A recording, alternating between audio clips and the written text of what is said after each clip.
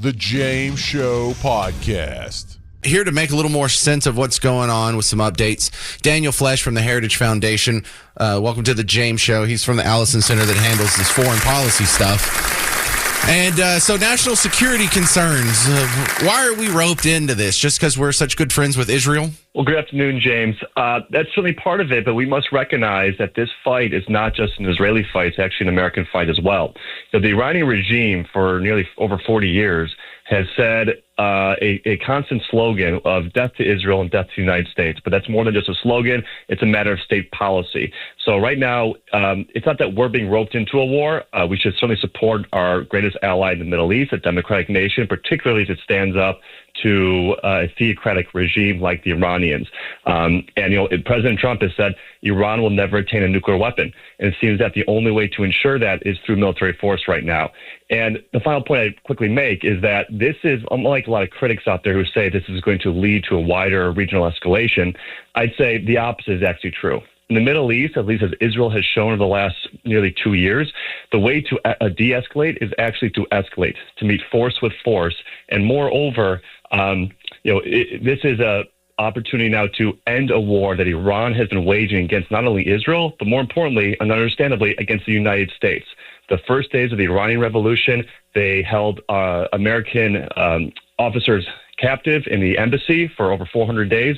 So again, this is a war very much with the United States as well. All right, we're talking with Daniel Flesch from the Heritage Foundation. Yeah, I'm thinking this is going to be a lot like the exchange that they had in April of last year where Iran was acting like this is the beginning of hell for Israel, and it was over in a week. I think this will be a little bit more, mainly because that exchange was Iran initiating a strike and Israel responding, and then in October, Iran again initiated a strike, and Israel escalated in a response, and that did not engender a further response from Iran. Again, escalate to de-escalate. But this one, given the timetable that the president said of 60 days to give the Iranians an opportunity to negotiate, that was up the other day, and now we're outside that window. And the IAEA, the UN organization that oversees atomic nuclear energy, came out with a report that says Iran is in violation of its non-proliferation agreements. And that's important because the first time they're doing this, and there's ample evidence to show that they are very close to having multiple nuclear warheads. So the moment now is Israel's been escalating here, understandably, and they're going against the regime, not just nuclear sites and not just military sites, but the regime sites. And the rhetoric coming out of Israel right now is this is not going to be over in one day. Already Iran has responded, and right now Israel is deliberating how to have a counter response. But this will probably take multiple days, if not a couple of weeks, and it really depends on where the escalation ladder goes, both for the Israelis as well as the Iranians.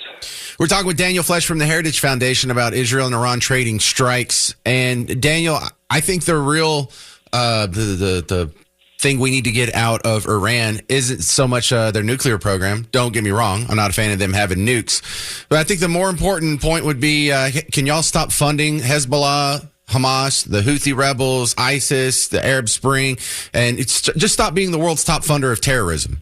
You're 100% correct. The three main threats that Iran poses to the region, I'd say in order of ascending priority, is one, its ballistic missile threat, which has the largest inventory of missiles in the region.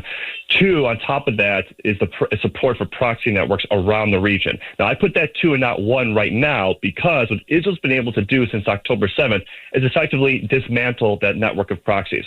Hamas in Gaza, Hezbollah in Lebanon. It's responding to the Houthis in Yemen. Assad in Syria, which was a land bridge for Iran to reach Hezbollah and resupply them in Lebanon, has fallen.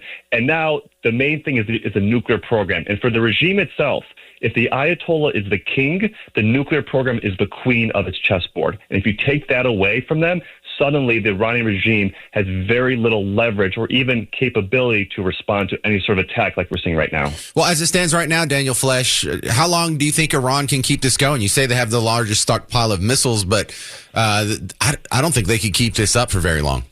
So we can quantify this. They've had, it was estimated before the October 7th war began, they had about 3,000 missiles, of which 1,000, give or take, could actually reach Israel. They have a larger stockpile of shorter range missiles, but the ones that could actually reach Israel, about 1,000. And in October, Israel's strike then did a really important thing, which was destroy the production capability of those missiles. So essentially, and every day since then, since October, Iran has been trying to reconstitute those production facilities and rebuild missiles. So every day that there's not either an agreement to stop its nuclear program is a day that Iran gets stronger. And Iran can only launch about 100 missiles at one time because it's limited by launcher capacity. So really, you can actually put a clock on how many rounds Iran could launch against Israel, and it's limited. Now, it's not limited to a day or two. It's going to be a few days or a few weeks, depending on how they ration it. But at the end of the day, Iran has a much more limited stockpile than Israel does. Well, that's good info to know. Good stuff. Thank you very much. This is Daniel Flesch from the Allison Center at the Heritage Foundation, America's #1 conservative think tank out of D.C. Thank you very much, Daniel. Very good. Thank you. So if you're skeptical, so am I. However, is Iran a bad actor who funds some of the biggest problems we have in the region? Whether it's Hamas, Hezbollah, the Houthi rebels, ISIS, Arab Spring, their money's behind so much of the terrorism, more so than pretty much anyone else on the planet. They are the planet Earth's #1 state sponsor of terrorism. It'd be nice to see them get slapped down and act a little better. I also like the idea of weakening the people, the powers that be, because if there's any country that could use a revolution, it's Iran. Because, there's a lot of countries that are sort of on the brink, like, you're kind of iffy about Libya having a revolution. Yeah, Gaddafi's a basket case, but it gets a lot worse than this guy. It's hard to imagine that for Iran. Yes, Iran's a basket case. Does it get much worse than Iran? Geez, not really. Who? Haiti? North Korea? I mean, there's not a whole lot. And I'm not talking about the Iranian people at all. That's another reason I'm fairly optimistic about this.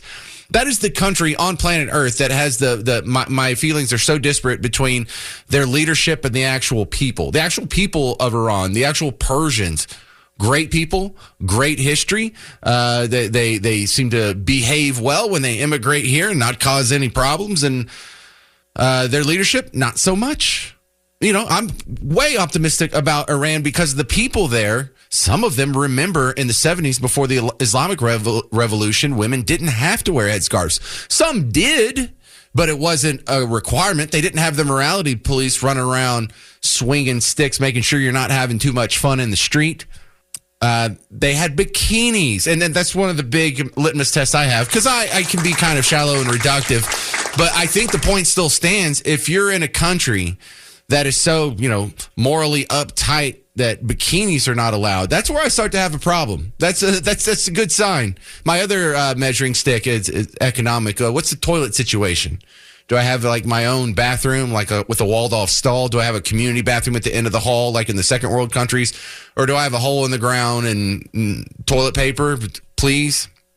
So there's a lot of reasons to be optimistic. Now, in the short term, it's easy to be pessimistic. And let's run through that real quick, since we did the historic whatnot.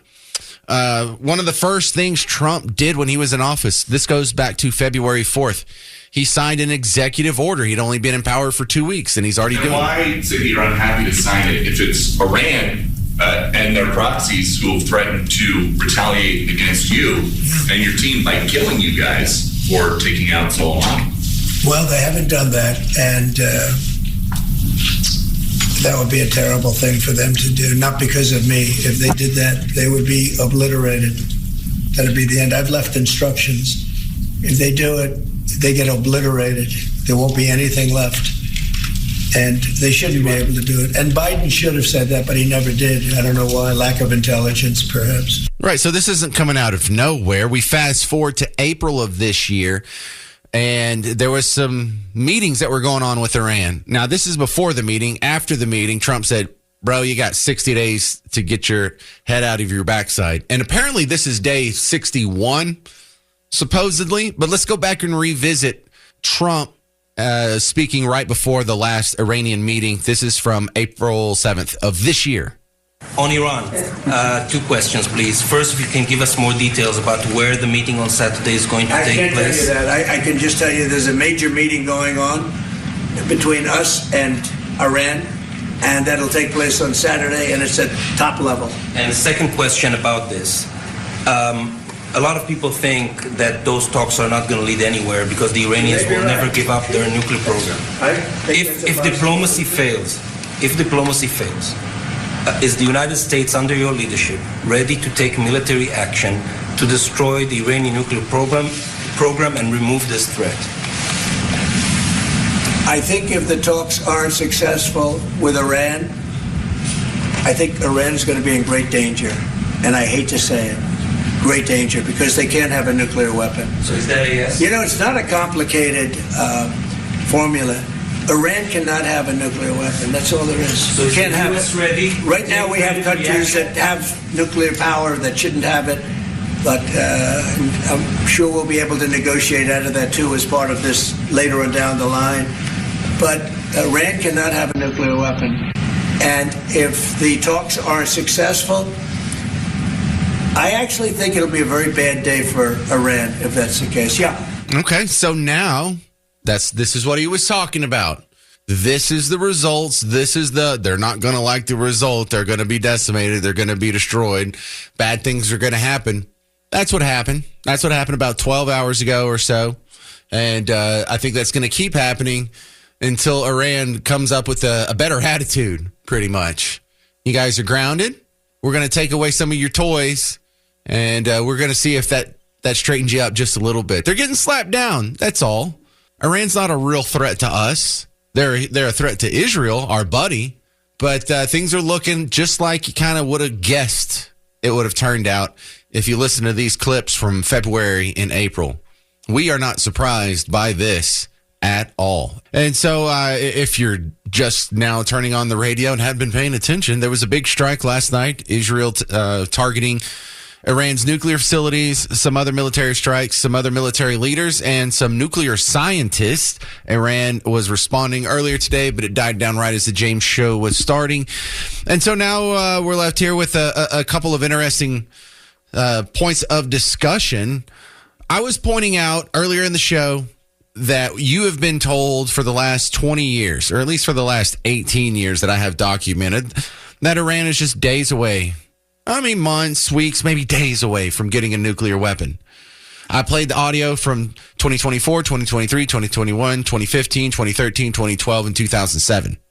So this is a regular thing that has gone on both Fox News. It's gone on 60 Minutes. It's been said by the Secretary of State for the last 3-4 presidents. And just one example here. In an interview with CBS News, Leon Panetta says that despite efforts to disrupt their nuclear program, the Iranians have reached a point where they can assemble a bomb in a year or potentially less. So this is something that was agreed upon during the Bush administration by Bush officials, during the Obama administration by Obama officials, Trump, Biden, now Trump again. They all have been telling you that Iran is days away. So if they've been wrong all this time, are they right now?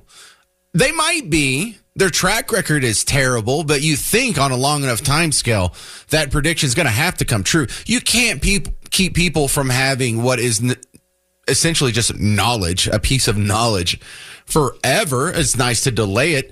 But Crow writes in a good thought process here on a direct message from X. Do you follow me in WBAP on X at James Parker Show? He says, what if the estimates were right every time, but each time those nukes were completed? He said he listened to a podcast earlier that claimed Iran already has 8 or 9 nukes.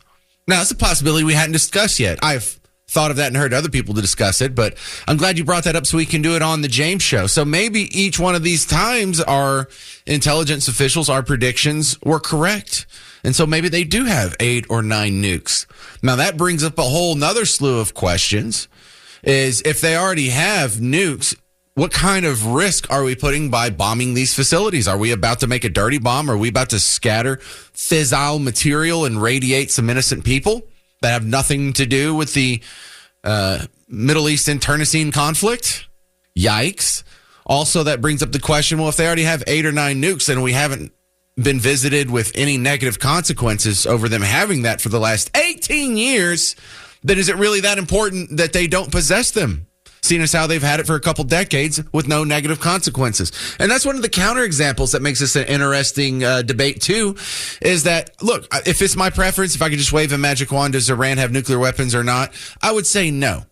But there is a country that's more theocratic, that's more down the fundamentalist Muslim rabbit hole than Iran. There's a couple of them, Afghanistan and Pakistan. Now, Afghanistan can barely put together a herd of goats, but Pakistan's had the nuclear weapons for a couple decades now. What negative consequences have been visited upon the world by that? None. And look, Pakistan, terrible. These guys are so kind of anti-American, but I would just want to say pro-Islamic more than anti-American, that these were the guys that were hiding bin Laden until 2011. Okay, and they have a nuke, and there hadn't been any negative consequences. I understand what the fear-mongering is. I understand what the worst-case scenario is. Even if they can't deliver a nuclear warhead onto American territory, they could give some bad actors fissile material, some radioactive material to make a dirty bomb. Well, has it happened in the last 20 years? Again, maybe on a long enough time scale, you will be proven correct, but I have the counterexample of recent history on my side. So if they're making some targeted strikes, and this is going to be the end of it, and they're just going to slap down Iran, cool, great. This sounds like just what happened last April. That seemed to be like not that big of a deal on a long-term scale.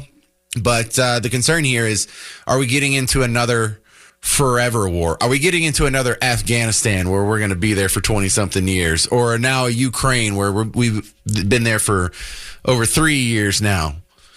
This is Jeannie in Collinsville. You're on WBAP. Go, Jeannie. Let me get that off speaker. I apologize. Oh, no. Thank you for taking it off speaker. Well worth the wait. I thought. Okay. Sorry about that. No, go ahead. Yeah, I bought a vehicle from a dealership. Nice guy. I didn't know where he was from. He was just a salesman. And somehow we got on, stuff that was going on. This was a year ago. I don't know how we got on the subject, but he was from Iran. He was dual citizenship, and he told me that people from Israel need to be eradicated, all of them. He hated them. His country hated them. I just thought that was sick. It's a matter of time. They do think that. It's not a joke. And how can we live in a world that we're just waiting for our neighbor to, walk next door and whack you? You can't have that. I think they're correct in what they're doing. Let Israel protect themselves. You don't like war, but Iran wants war against Israel. They hate them. It's sick. Well, there's not like an Iran that encompasses everybody. It's not a monolithic bloc. There's no doubt the government wants to eradicate Israel, and there's no doubt that there's a strong fundamentalist Islamic streak within the Iranian population. But there's a big secular streak too. And I don't mean just secular like non-believers. There's such thing as secular Muslims. And in fact, the Iranians that I knew here in Dallas, the few that I've known, they didn't make their wives wear headscarves. They didn't make their daughters wear headscarves. In fact, I've seen some of their daughters in a hot tub in a bikini. Thank you very much. And so they're not all that fundamentalist ilk that blow stuff up. Some of them just want to be doctors, or in Jessica's case, a veterinarian. I agree with that. This guy didn't have a girlfriend that had to wear all that stuff either. He just looked like a guy next door. You wouldn't have known he had thoughts like that. Yeah, that's unsettling, isn't it? That hadn't been my experience, but I can't tell you you're wrong. And I'm sure those people definitely exist. Like, what do you think the proportion is of it, though? The secular, good Iranians that as soon as the Ayatollahs get knocked out of power will go back to the sort of Western almost lifestyle that they had in the 70s, or the fundamentalist ones? What do you think the split is? I think it's the majority of those people do not like Israel people. I think the majority is probably well over 50%. And so when we finally do knock out the bad actors, it's going to be interesting to see, do they want Western help, or do they like and they shouldn't have to want Western help. Maybe they like their their religion and their backgrounds. And all some of them do, but I think some of them have seen pictures of their mom not having to wear a headscarf in public, or pictures of their mom and dad going to a rock concert in the mid-'70s, or picture of their mom actually wearing whatever bathing suit that she wants. And I bet you a bunch of them long for that. They want to listen to rock and roll or rap music. They want to wear blue jeans. They want to be Western. They don't want to have to wear a headscarf when it's 102 degrees. And I hope you're wrong. I hope the majority of them is more secular and pro-American than we can give them credit for. Over here on Facebook, David says this is a pretext for the USA to use their huge bunker bombs. Yeah, maybe so. We'll see. You're probably right. David in Marble Falls is on the phone. You're on WBAP. Go, David. Yes, sir. I think you're right on one thing. And when you were saying that, were they lying when they said they had it way back in the early 90s, et cetera, right? I think they were telling the truth. But here's the problem. Delivery. I mean, look at North Korea. They've been trying for almost as long to develop a good delivery system. It's harder than you would think. The other problem that is also there is, heck, after World War twice, Richland, Washington, they made the second bomb that was delivered to Japan, right? Are you ready? Okay. The first high school class that graduated in, I think, 1963. The three after that, knows the first four classes, 50% of the kids who were not working in a plant have died or had cancer. 50%. Okay? So a lot of these people who are working in these things, their survival rate is not very good. That's one. Number two, people say, oh, there was no big stuff in Iran when we got in. There was one little thing which they had tons of yellow cake was found. Now, yellow cake is only a short way around from a nuke. So we got to them in time, for I don't think Iran ever had the nuke. But I really do believe, Iraq had the nuke, but I really do think they've had a nuke for a while. The question is, how survivable is it to be delivered? In other words, how accurate? Like, they're supposed to have launched a lot of, missiles, not just, drones like have been done lately. Right, and they're having a hard time hitting targets that are as close as Israel, so there's no way they could get it to us. That is exactly right. Not saying you're wrong, but what's your answer, David in Marble Falls, for why we haven't seen a dirty bomb? Okay, we can't deliver the fissile material in a nice, tidy missile, but we can hand off fissile material to some bad actor, some terrorist group, and they can go explode a dirty bomb in Jackson, Mississippi, or some other urban area. Well, actually, our biggest problem is not a dirty bomb. It is biohazards. They've got stuff, almost any nation in the world has got stuff if they wanted to do it, but they're afraid of the same retaliation. You've got stuff you could put in Lake Dallas or Lake Louisville, whatever, and not very much of it. And a lot of people would die, but we could retaliate the same way. And by the way, they could carry that in less volume than it takes for half of a briefcase. All right, everybody. Have a good weekend. Thank you, David in Marble Falls. Didn't have a hard enough time going to sleep tonight anyway. David just gave you something to think about. News Talk 820 and 93.3 FM WBAP. The James Show Podcast.